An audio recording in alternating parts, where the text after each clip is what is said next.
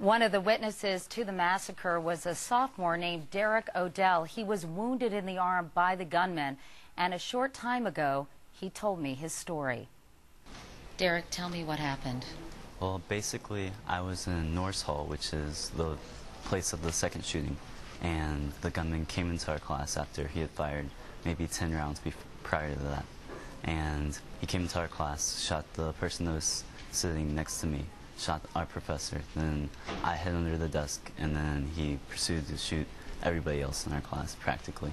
There were probably 15 to 20 people in our class, and he shot maybe 10 to 15 of them. That must have been so terrifying for you. It was truly just surreal, nothing to even describe it. What did you hear? At first it sounded like hammers on the wall, on like concrete blocks, just construction work, but then once he entered our class and started shooting, it ended up to be way more surreal than I think I'd ever want my life to be. And so you stayed under your desk? Yes, until the gunman left our classroom. Can you tell us anything about the gunman? What he looked like, what he said, what he was doing when he came into the room? He was male, Asian descent, and he was about 6 feet tall, wearing a black leather coat and then a maroon hat. And he didn't say anything, which I found very unusual. He just started shooting people, and it's truly tragic. What kind of weapons did he have? Did you see that? It looked like he just had one handgun, like a 9mm handgun. He emptied maybe 8 gunshots into our classroom and then reloaded it while he was there, and emptied about another 8 gunshots. When he left the room and you were able to get up, were there any other survivors in your classroom? There were 2 more people who hadn't been shot that I could tell. And with their help, I had not even realized I had been shot until I'd gotten up and I saw the blood on my arm. But with the 2 people who hadn't been shot, with their help, we helped to barricade the door to prevent them from coming back in. Meanwhile, your classmates... A lot of them are dead at that point, or almost dead. And your professor? I didn't see him, but it appeared that he got shot in the head. What class was this? This was a German class, introductory German. After you kept him from coming back into the door, what happened after that? Well, we had barricaded the door. I used my foot. I had tennis shoes on. And then he had come back after firing shots in other classrooms. And he proceeded to shoot the door, which was wooden.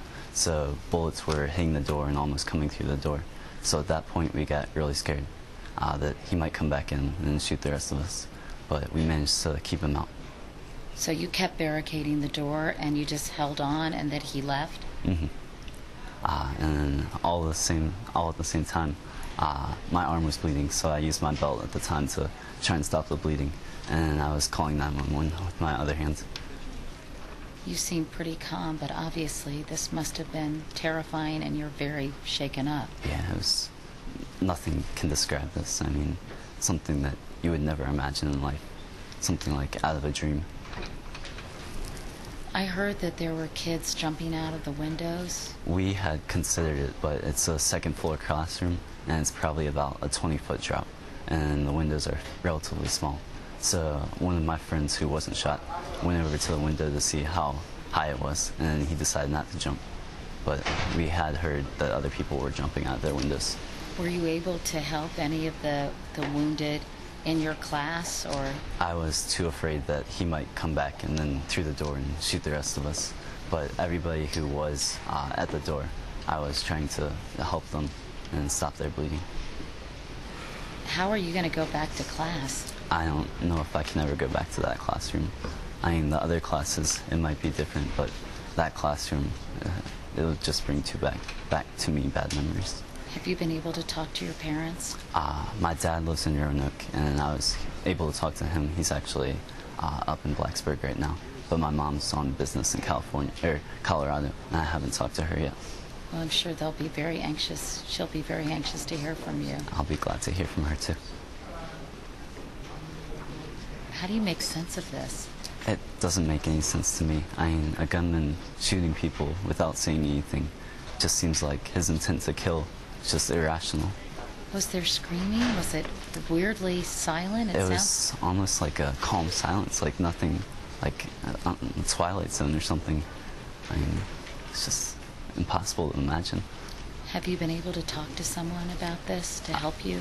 I talked to some counselors at the Montgomery Regional Hospital where they did a great job of taking care of me and everybody else. Well, Derek Odell, thank you so much for talking to me. Thank you very much for having me. I feel very fortunate to be here today.